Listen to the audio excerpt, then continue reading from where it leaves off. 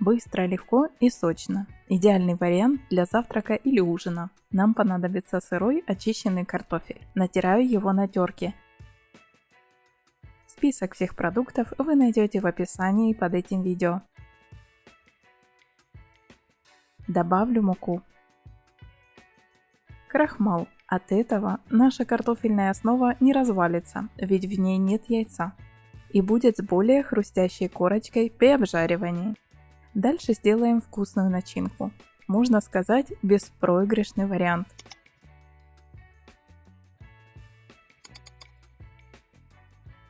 Репчатый лук нарезаю не очень мелко.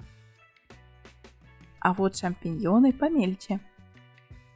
Идеальное сочетание грибов с луком дадут невероятный результат.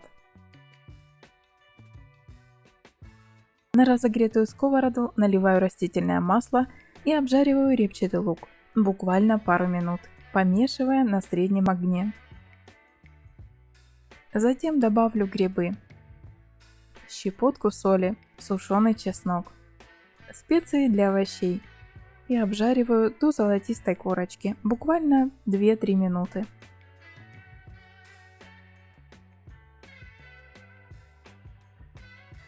Следующий компонент – это сметана. Добавляю ее и перемешиваю.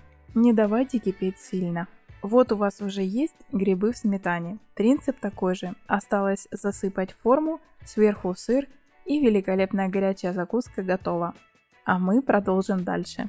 На разогретую сковороду с растительным маслом высыпаю подготовленный картофель. Включаю на средний или ниже среднего огонь и обжариваю. Картофель сверху должен быть наполовину готов. Обычно на это уходит около 5 минут, а снизу, поддев лопаткой, вы увидите золотистую корочку. Переворачиваю картофельную лепешку при помощи лопатки или тарелки. Огонь ниже среднего.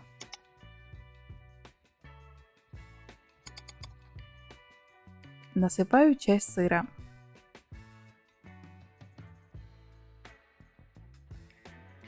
Жареные грибы с луком в сметане.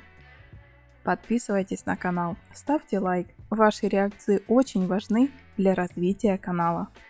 Мелко нарезанная зелень. Слой сыра.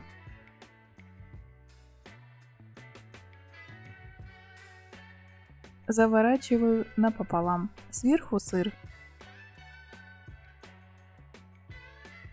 Можно приготовить в духовке, а можно накрыть крышкой на пару минут, чтобы сыр растаял.